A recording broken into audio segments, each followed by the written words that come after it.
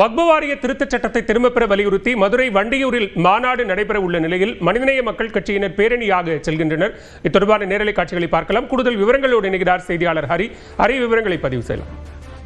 பாலவேல், மனிதநேய மக்கள் கட்சி சார்பில் இன்று மாலை ஒரு மாநாடு என்பது நடைபெற இருக்கின்றது. அந்த மாநாட்டிற்கு முன்னதாக தற்பொழுது இந்த கருப்பாயூரணி சந்திப்பு முதல் மதுரை வண்டியூர் சுங்கச்சாவடி அருகே அமைந்திருக்கக்கூடிய திடல் வரை ஒரு மாபெரும் பேரணி என்பது தற்பொழுது நடைபெற்று வருகிறது. இந்த பேரணியில் மனிதநேய மக்கள் கட்சியின் மாநில தலைவர் ஜவஹருல்லா பங்கேற்று அந்த பேரணியை நடத்தி வருகிறார்.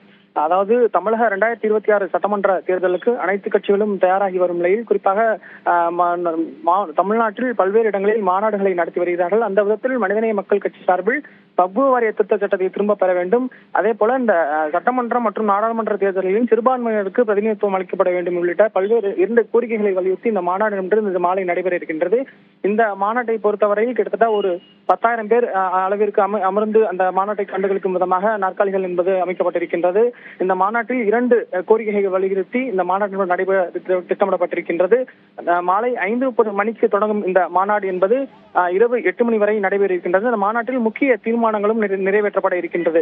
இந்த மாநாட்டின் முதற்கட்டமாக தற்பொழுது இந்த பேரணி என்பது நடைபெற்று வருகிறது. இந்த பேரணியில் மனிதநேய மக்கள் கட்சி கொடிகளை ஏந்தி சுமார் ஒரு 1000க்கும் மேற்பட்டோர் இந்த பேரணியில் கலந்து கொண்டு நடந்து வருகிறார்கள். விவரங்களுக்கு நன்றி ஹரி.